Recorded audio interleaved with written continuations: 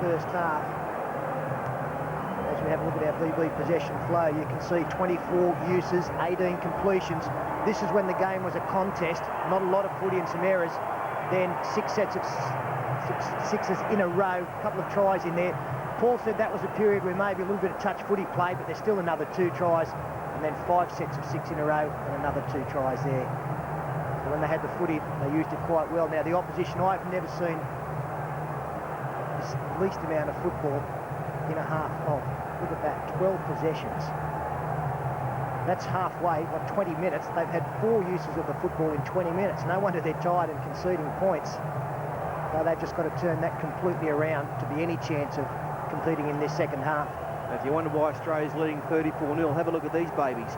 8 line breaks to zip. Hardly any tackles. They've made, 42 less tackles. Not as many missed tackles, that's for sure. Only 6. And look at the possession rate. It's just a fantastic first half performance. And all of that happened virtually in the last 20 minutes of that first half. Second half with Russell Smith, the referee. Time on. And Australia resuming at 34 points to 0 up. And Stevens it is. Tackle with the ball on his own 20-metre line. Wait here.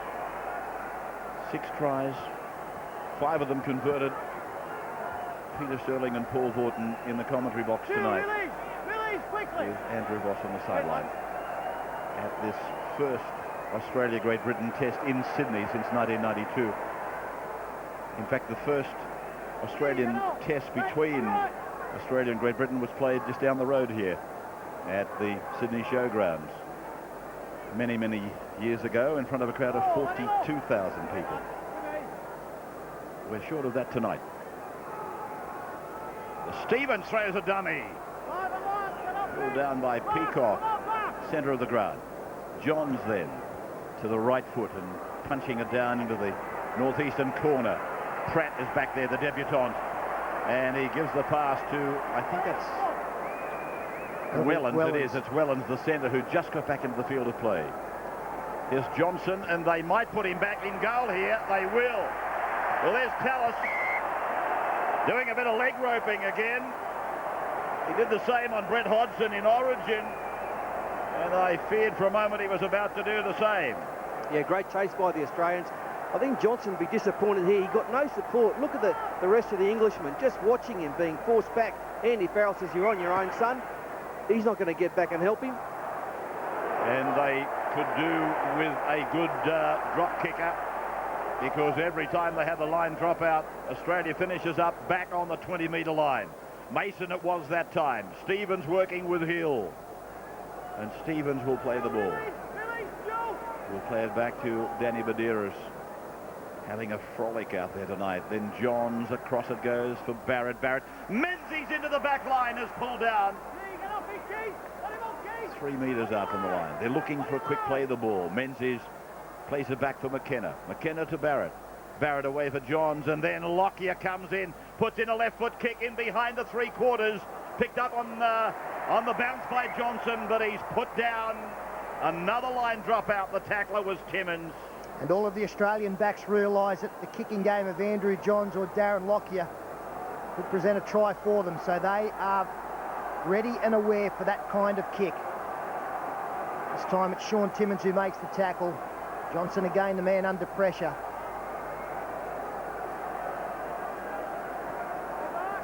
So let's hope this one has got a bit more volume about it. Not much better on the 40-metre line. Lockyer gives it to Stevens, and Fielden and Peacock are there making the tackle 22 metres out from the Great Britain line. Hill has got 2 tries, then tries to cut through, looking for a third. Is 12 metres away from the line. Penalty goes to Australia. Well, that's about the last thing they need. It's Terry Newton on camera. Just a little jostle up there. We're going to shoot in the face, keep it out. Medeiros taking the tap. Stevens rolls it closer to the line. Then Medeiros. Now Johns. Johns tries to step. Willie Mason learning his craft early on, following Johns. Badira's away. Here is Lockyer turning it back for Hill, and Hill is swamped by the defence. Badiris out from dummy half. He dummies. Let Stevens go. Menzies leaves the 10 metres behind him and eventually is taken down by Farrell. Well, they had too many things going on in their mind that time. McKenna's long pass finds Barrett. Barrett rifles it out. It's picked up on the bounce by Lockyer. Lockyer beats a couple with a left foot step and then is taken down by Peacock and McDermott on 5. 12 out, centre of the ground. Barrett for Johns. Johns, oh, what a pass. Timmins is going to get there. Timmins is over. What a pass from Johns. And Sean Timmins. Yeah, I thought he'd bombed this one, Sean. I think he might have thought that as well as they come wide and we freeze it there. Again, have a look at the troops outside. 1, 2, 3, 4.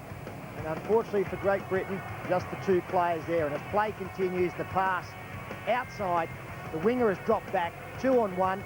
He comes in, he actually hurts himself in the tackle, Paul Johnson, and pulls out. If he'd have been able to maintain contact with Timmins, it may have stopped him from scoring. But he's picked up an injury. Yeah, great ball. The fact that it was the 5th tackle forced the winger back. Andrew Johns knew that, knew there was some space out there. Once again, just on the chest of Timmins. Should have been held. There was 2 and 3 Englishmen there. I tell you, that's awful defence. Soft. Well, Sean Timmins celebrates what has been a great comeback this year through the Origin and now the Test match.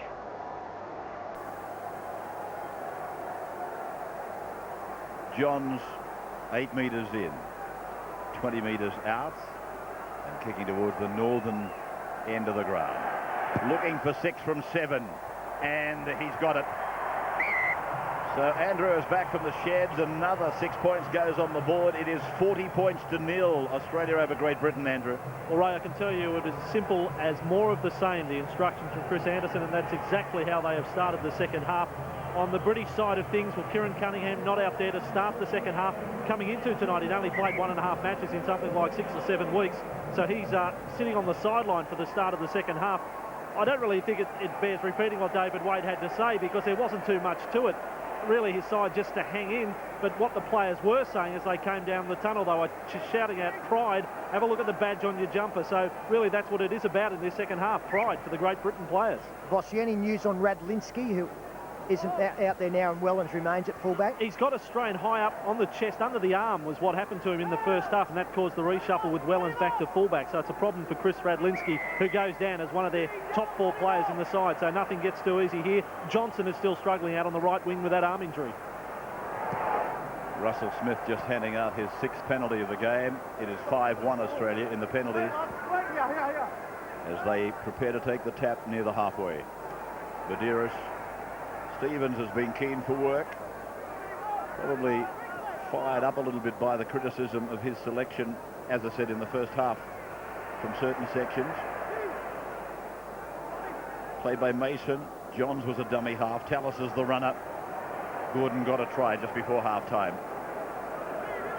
30 metres out from the Great Britain line. Badiris to Johns. Oh, gee. He really fired that ball, and Lockyer, he just couldn't get a catch on it. This is Peacock. Mason and Johns put him away heavily. This is Fielden.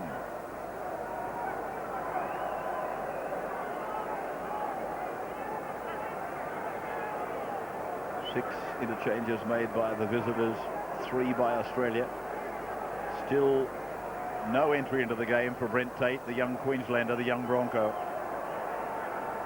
who I think has got a huge future in front of him. And this will be a dream debut for him, I'm sure. Here is O'Connor, 30 metres out from the line. Great Britain, they haven't seen this part of the territory for a long, long time. And that goes out over the sideline, so they're not going to be down there for very long either, are they? Johnson gets some repairs. Andy Farrell tonight, I think, has been disappointing as Great Britain captain. So far in the match, he's made only 8 tackles. and hit the ball up twice. He's been just a ball distributor and a kicker of the football. There's big raps on him as one of the best players in the world. I know he himself hasn't played much football in the last month. He was out for 3 weeks playing for his English club Wigan, only came back 2 weekends ago. On the other side of the coin, Paul Sculthorpe, I think he's added to his reputation tonight despite the scoreline. I hate to think how they'd be going out there if he wasn't involved. Fielden's gone well also. I can understand why they started with him in the second row. They're just too few, unfortunately. Johns getting rid of Sculthorpe. Lockyer for McKenna. Timmins and McKenna described as the slowest centre combination we've provided for quite some time, and that might be the case, but each of them has done well, each scoring a try. Not that that would necessarily be the benchmark. Here's Barrett. That'll be picked up and taken away by Lockyer. Lockyer looks around, finds Badeiras, knock on against the Australian hooker. Senior is with it. 20 out from his own line. Here is Pratt.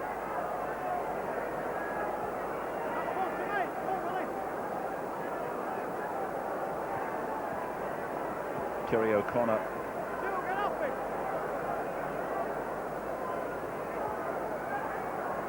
Sinfield it was that gave it. He's playing at halfback now. Sculthorpe.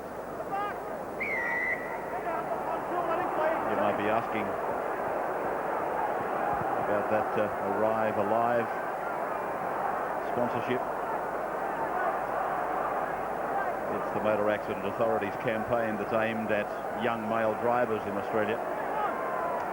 Good way to get your message across. Link forces with sport. Sinfield's ball is good. Farrell gets away. This is still play on. The ball has bounced forward. It wasn't thrown forward. That is a try for Pratt. No problems from where I see it. The ball was passed backwards and then bounced forward. That is not a forward pass. 40 points to 4, Australia. Well, you'd think his side was in front, wouldn't you? But they haven't had much to cheer tonight, and it's a good roll-up of Great Britain fans, as they do get a bit of momentum. A nice spin and a great pass there, and eventually Andy Farrell, one-on-one, gets rid of Andrew Johns. As Ray pointed out, the ball initially went back, bounced forward, and then just the fend from the try scorer Pratt to take it around a little bit closer to the post. This comes on the back of a couple of Australian mistakes deep down in the English territory. A penalty. That was good work by Farrell. Offloaded Andrew Johns quite well. Through the speculator. They got the good bounce. Tahu, ineffective defence out wide. And they're on the board, the Poms, and they're happy about it. Very good work initially from Kevin Sinfield. He was the big man who took the ball forward. He was turning around to beat a tackle and got a nice pass away. Yes. Good on you. Yeah. Good on you. Well, he gets a try in his first test match. Carl Pratt, Paul Sculthorpe from the touchline. Hit it beautifully. Has it got the length? No, it hasn't. We'll take a break. 40 points to 4 remains the score. 52nd minute.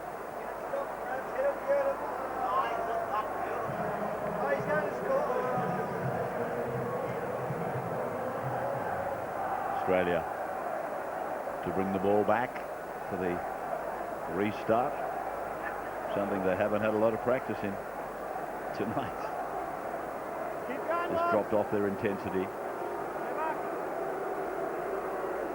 It must be very hard to keep up intensity in a situation like that. 40 points to 0, now 40 points to 4. A couple of our better defenders beaten in that last line that provided the try, played by O'Connor inside the 20-metre line. That forearm guard, the black forearm guard, is on McDermott. And here they go with McDermott again.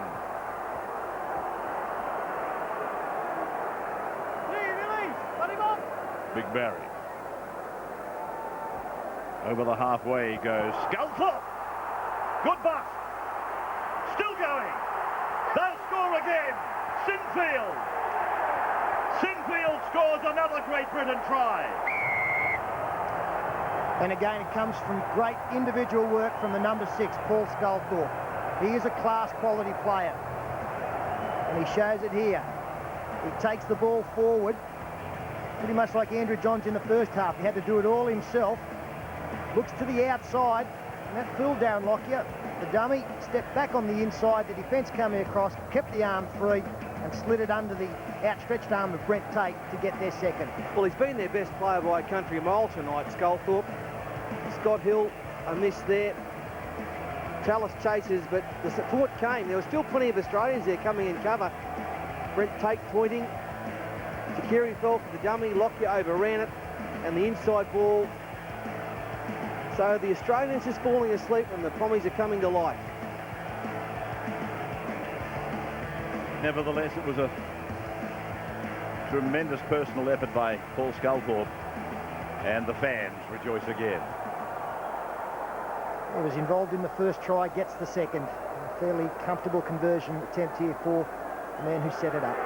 He was the man of the match in the first test last year, Paul Sculthorpe, and he'll be the Great Britain man of the match tonight.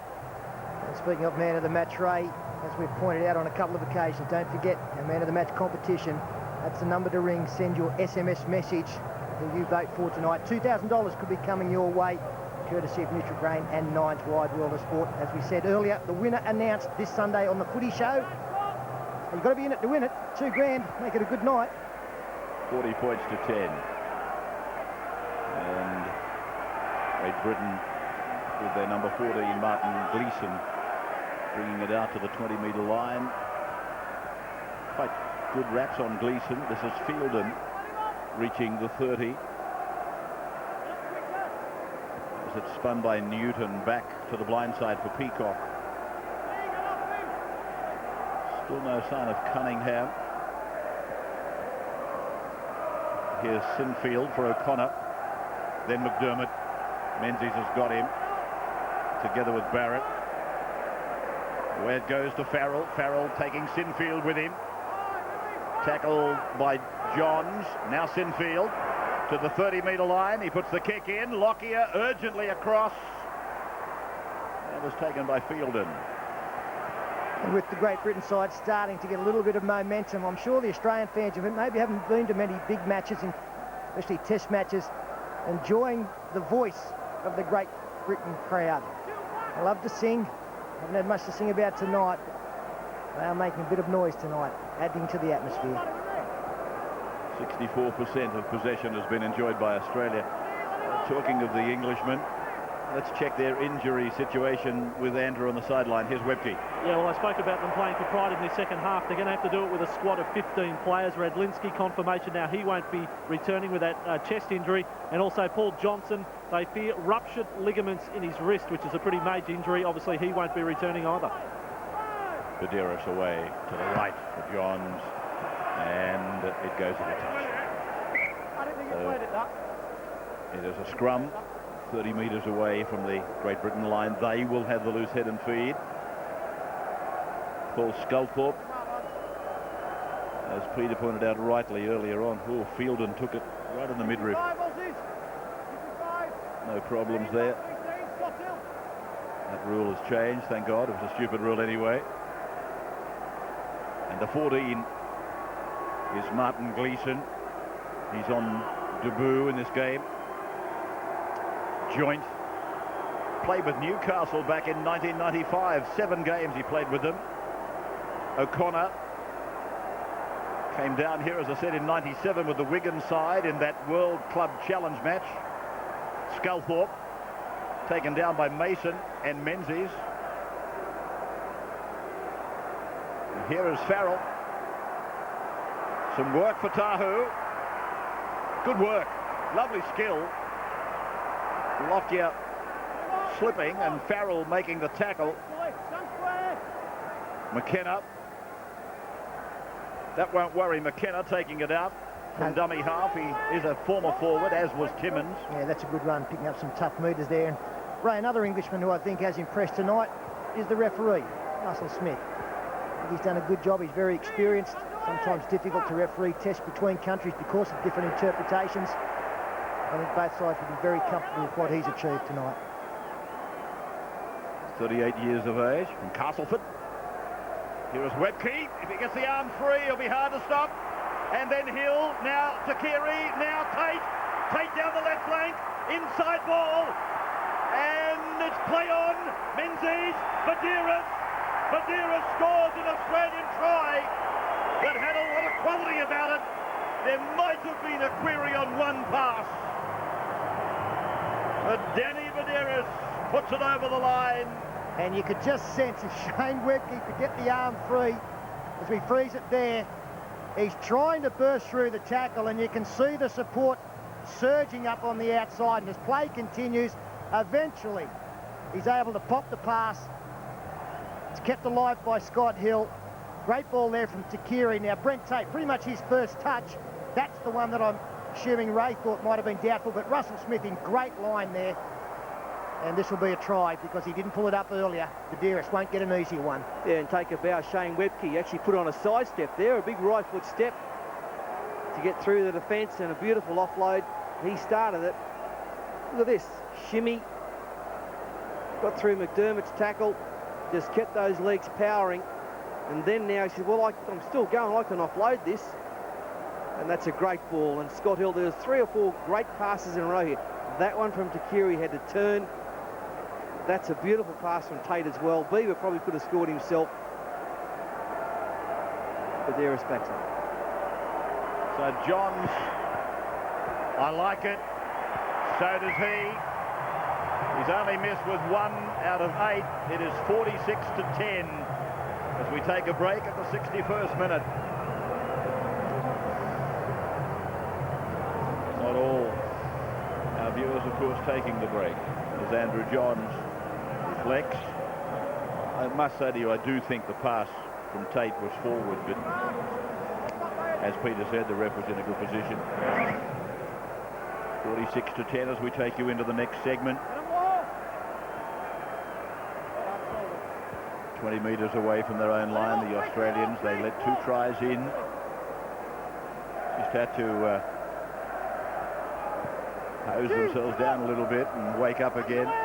And then they put on eventually what turned out to be a lovely try. Here's this big man again. What a lovely ball. Shane Webke for Darren Lockyer. Kicks back to the centre. Menzies is there with Takiri. Takiri gets a dream bounce. And Lottie Takiri scores another Australian try.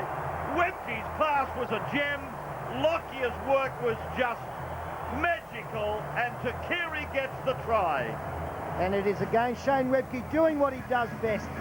I've heard Ray Warren say on a number of occasions the great quality of Shane Webke is his last run of the game is as good as his first. And we are 3/4 of the way through this game and he is still punishing. They were lining up the score there. Menzies was there, Tate was there, Takiri led the charge. How would you like to take this bloke front on? Yeah, no step there, just a power run from Webke. And the Brisbane Broncos, they lay one on. The 3 boys from the great club north of the border up there in Queensland. Webke, Lockyer. You could see he was going to be tackled, and the support came. I think Steve Menzies fancied himself there to get to this first, but Takiri, like a flash, got up the inside of him and snaffled it. Well, you just got to wipe the scoreboard out of your mind when you watch a class try like that. You've even got to try and take the class of the opposition out of the equation and just sit back and delight in the skills of arguably the best prop forward in the world today, the best fullback in the world today, and then one of the great wingers of all time. 3 of them combining with their own special skills. And another penalty goes to Australia. 7-2 the penalty count now in favour of them. 52-10. Menzies has tackled 40 metres out from his own line. And Webke. Oh, now he's put the captain into a gap. And the captain's pass has been knocked down. That should be play on. It is away for Simpson now. They're 30 metres out from the line for Tate. Tate puts down the pedal. Gets the ball away for Tahu. And Tamana Tahu. He scores the 3rd try in as many minutes almost. And again, Shane Webke was a man who really set this up by his last 2 runs.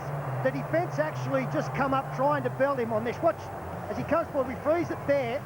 That man who's come in from the far side has actually raced in, and that is going to open up the gap on the outside of Webke. He's come in to hit Webke, and all he has done is allow Andrew Johns to play through. Bit of a push in the back on one of the Great Britain players there.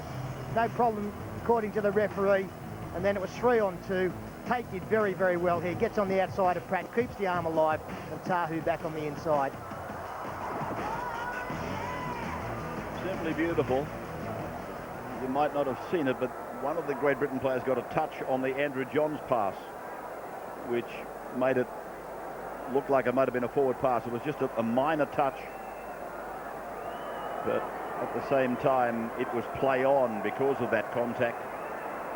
This is now the highest score for Australia in a test against Great Britain, and there is the conversion successful. It is 58-10, Andrew. And I'm thinking Shane Webke, who's had such a devastating last 5 minutes, he might be thinking somewhere he's the next one in line to get a try.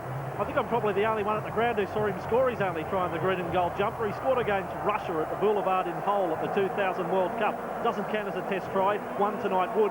And the man who scores the try here, Tamana Tahu, you'd reckon with the sort of record he's got, 50 tries in 65 first-grade games, he's going to get one in a scoreline like this on his test debut.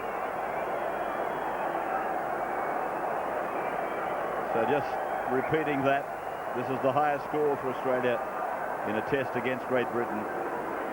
Previously 52-10, or in fact they achieved it at 52-10. Now they've enlarged it. I heard a lot of people coming into this game asking what was up for grabs tonight. It is not an Ashes series, obviously. It's a one-off test. The trophy tonight is the Rugby League International Championship trophy. It is headed Australia's way. Webke again in the middle of the ruck, taking it to the 30-metre line. Funny thing about this crowd at 58-10, you can't see people making their exits. Here's Lockyer picking up a ball, heading for the line. They're over again. It is merciless. They've rattled up 4 tries so quickly, and the big number 8's he's had a hand in all of them. Well, this wasn't even intended for Darren Lockyer. It was going to another player. They come to the left-hand side. As we freeze it there, I'm sure that that man is who the ball is intended for, and it'll actually go to Darren Lockyer, who juggles it. The play continues. Just go straight behind him. Great reaction, and he's got a couple of forwards either side. He just accelerates through. That try was a dead set mistake. It was a mistake, but anticipation. Darren Lockyer just trail back on the inside. Something might come of it, might get the ball back off Johns, who was the intended receiver, but straight to him. And an easy 20-metre stroll to the line. Gee, they have fallen apart now, the Englishmen. Try has been converted. It is 64-10, 13 to go in the test match at Aussie Stadium.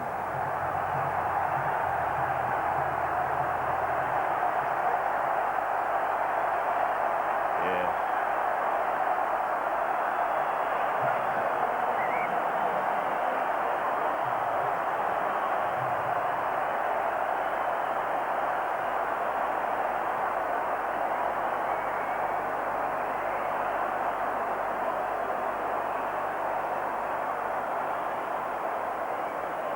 64-10, and we've got one of them.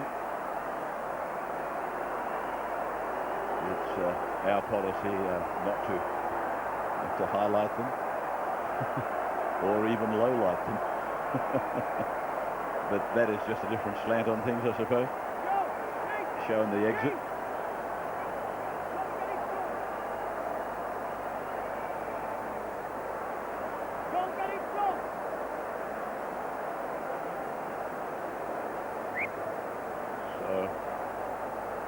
Restarters of the shallow variety in Australia.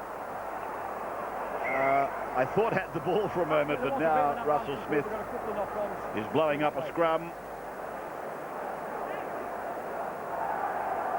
Sheridan is back on. The bat down went badly for Senior. Tate couldn't get a hand on it. It went all over the place. And Russell Smith puts a scrum down. Won by Great Britain.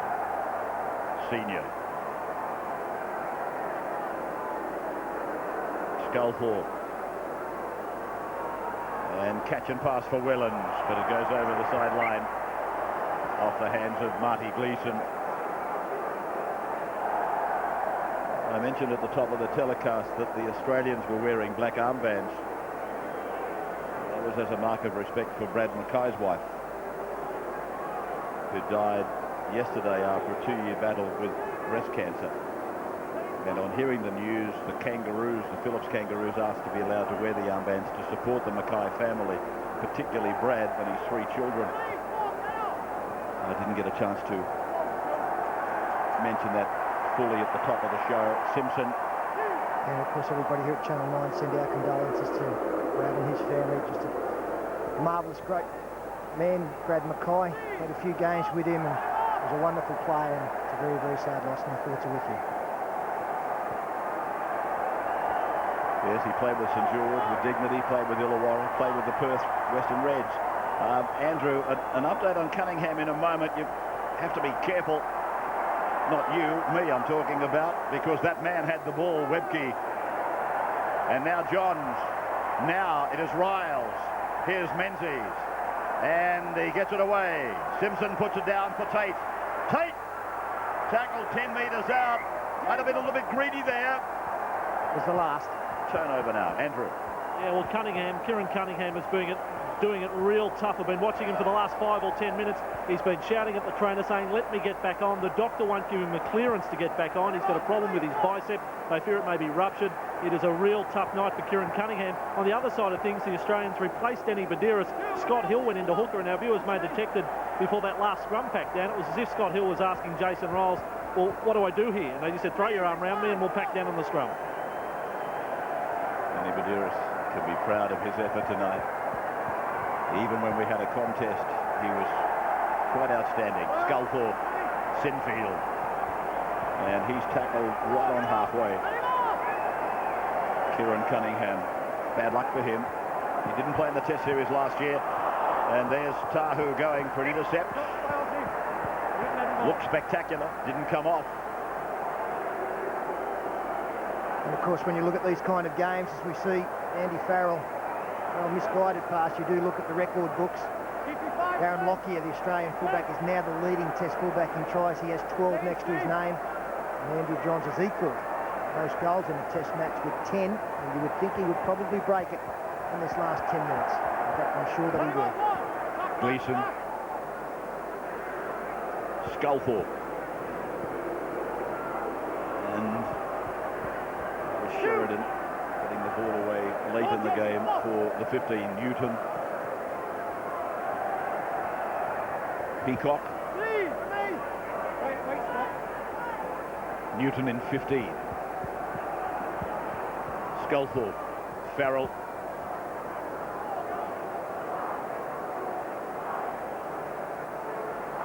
Newton. Sheridan. Farrell. Fielden. Simpson and Riles. They take him 22 metres out from the line. Newton's pass low, picked up by Joint. Now Pratt kicks in behind, might get there. No, Lockyer gets there first. That's great play by Darren Lockyer. He'd made a couple of tackles in a row in the middle of the field earlier in that set. Look, he comes from nowhere to get there. So he can score them, but he's also saving them these days. One of the great players in the modern era, Darren Lockyer.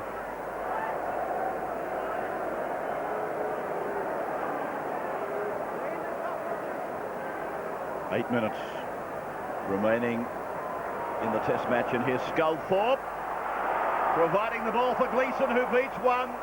Travels for Barrett. Yeah, you just saw his head hit the body of the man coming back inside. Goes in to make the tackle and just comes in there, hits him front on.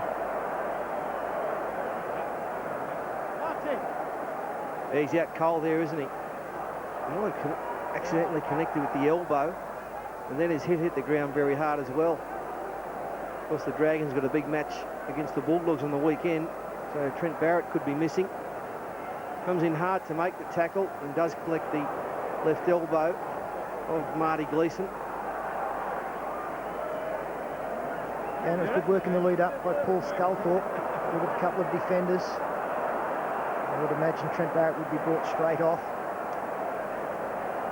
Gee, I tell you what, the work of the trainers, I mean, we don't very often hand out raps to them, but that trainer was there cradling Trent Barrett's head almost before he hit the ground.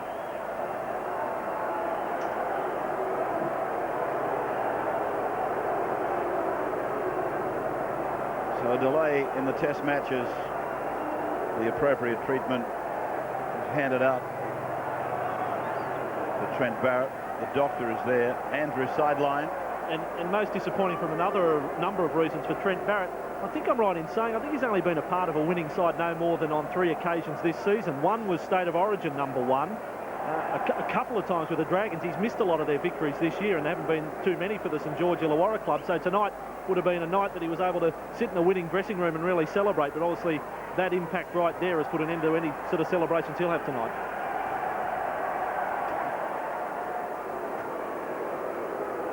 Well, I'll be interested to hear the comments of David Waite, the Great Britain coach, after tonight's game, just to see where he thinks things are going over there. He's been over there a couple of years now, and I'm sure that he thought that rapid advancements have been made, and I'm sure he would have taken great confidence out of that 2-1 series loss in the Ashes at the end of last season. But tonight, I guess it's not the ideal preparation getting here only 5 or 6 days previous. I, for one, have got to question the value of coming out for a one-off test. I mean, in the olden days, the Englishmen would come out, they'd spend 3 months here, but they would play, before the first test, they'd sometimes play 3, 4 and 5 warm-up games, get some combinations going, get ready, and the first test is always a massive game in their schedule. And I mean, to get here like a week before this test and try and win it, a mammoth task. And hence the scoreline 64-10. Yeah, I think the way the competitions are played there and here these days, though, Paul, probably is going to make that difficult to take all of these players out of their local scene for that length of time. I look at it a little bit differently. I welcome this test match because international rugby league has basically been forgotten. Obviously plenty of time being taken here. Every precaution taken with Trent Barrett. Nasty collision. Talking of international football, of course, Australia will play a one-off test match against New Zealand, but of course that'll be outside of the Australian season. Second weekend in October, Australia will play the Kiwis. We'll televise that match, of course. But there's a perfect case in point of a one-off test match that will serve, I think, a tremendous purpose, because they are, at the moment, very strong. I know, look, we all welcome Great Britain out here, and it promised to be a great match at 64-10. It's still been very interesting to watch the Australians go around and use their skill. But I just think they needed 1 or 2 warm-up games to get set for this match. A huge round of applause there for Trent Barrett. Had another fine game tonight. A couple of mistakes early in the game, but the further it went, the better he got.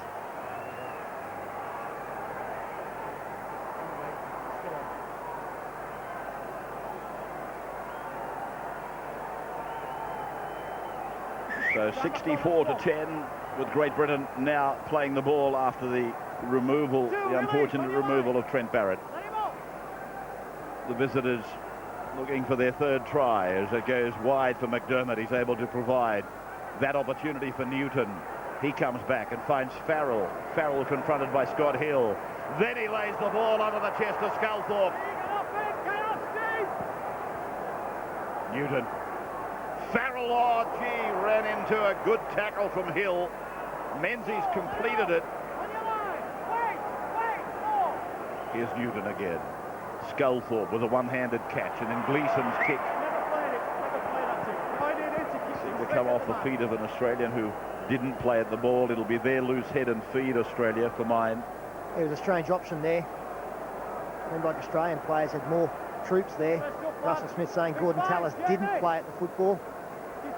And again, it's very difficult, I know, when you've only got 15 men, but Great Britain side are going to finish with some interchanges up their sleeve. 7 minutes to go. Lottie Tukiri running it over towards McKenna, who's with the ball now. And McKenna is able to get it out to the 20-metre line.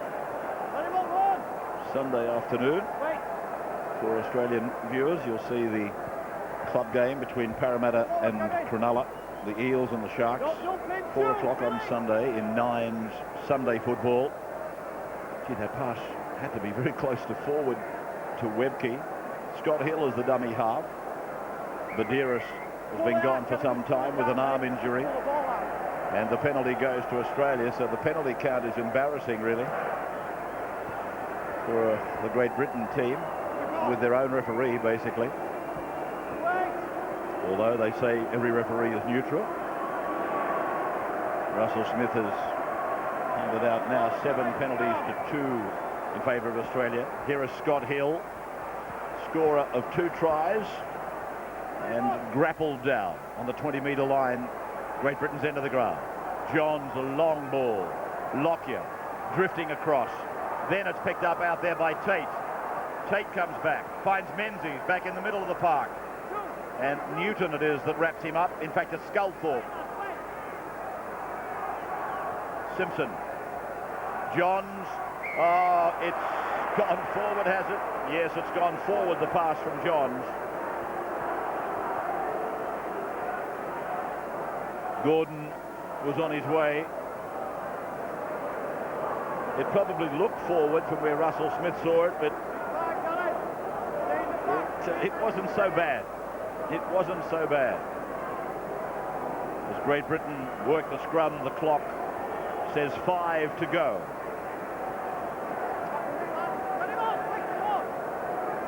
Highest winning score by an Australian side against Great Britain.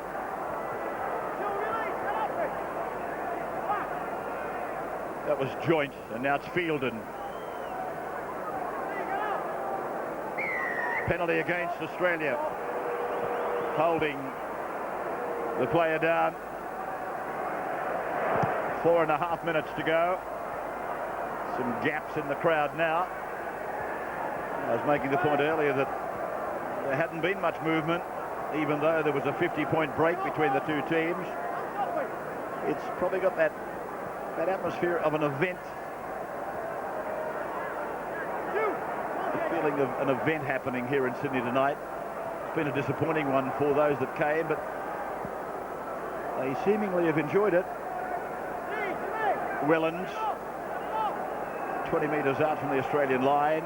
Farrell, that is McDermott. Now through Newton, Sheridan, Sculthorpe. Held by Sean Timmins. 11 tries to the Australians as the Great Britain team put a kick in, and Lockyer is forced back in goal. So it'll be a line drop out for Australia. Well, I think for the Great Britain players tonight, some of them can hold their heads up high, and for those Pommies watching back home, Sculthorpe's been their best, no doubt about it. Still Fielden played very well. High work rate for him, 31 tackles, the most by any Englishman. I thought Barry McDermott and Terry O'Connor had their moments during the match. And for the Australians, well, it's not a dud player out there.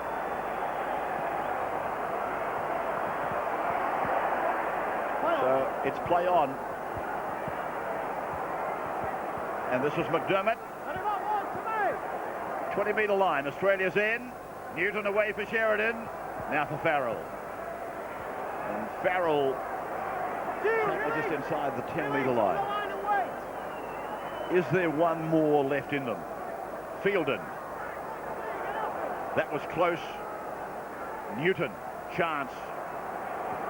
There it is, a speculator finds Sheridan. Sheridan finds Sculthorpe. And he gives it to Timmins. Timmins to Keary. The Australians counterpunch. Timmins, Riles, Menzies knocks on.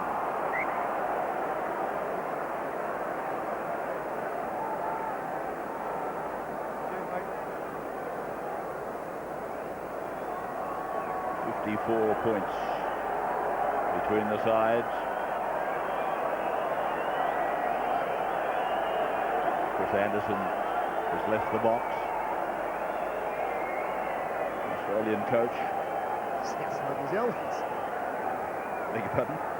Made him sound like Elvis.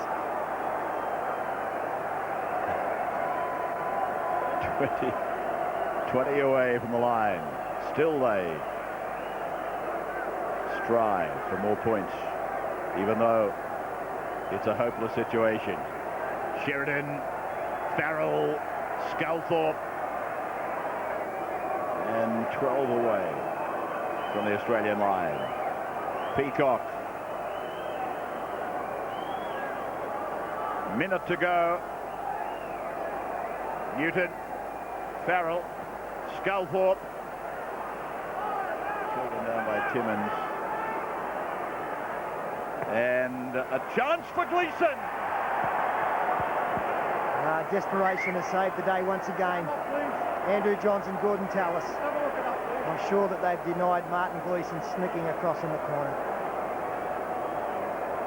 We'll try, before we wrap this telecast up, just to get some news on Trent Barrett. This was the dive. Tallis has got him. Johns is forcing him sideways.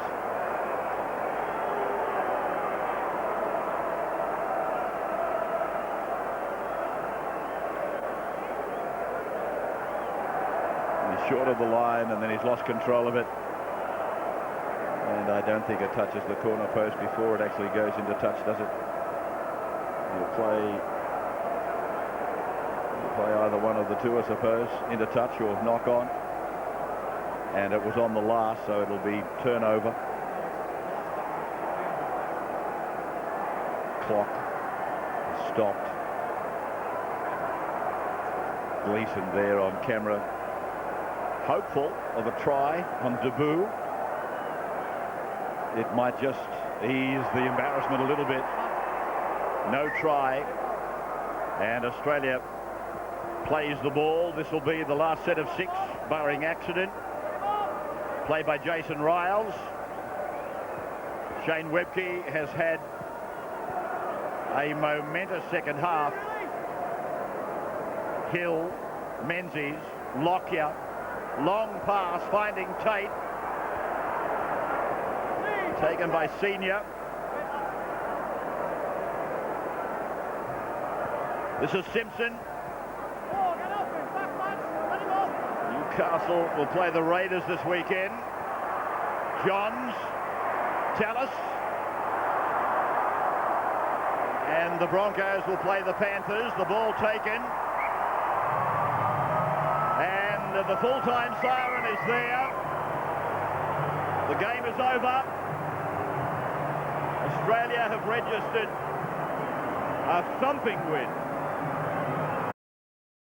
Leanne's just lost your love.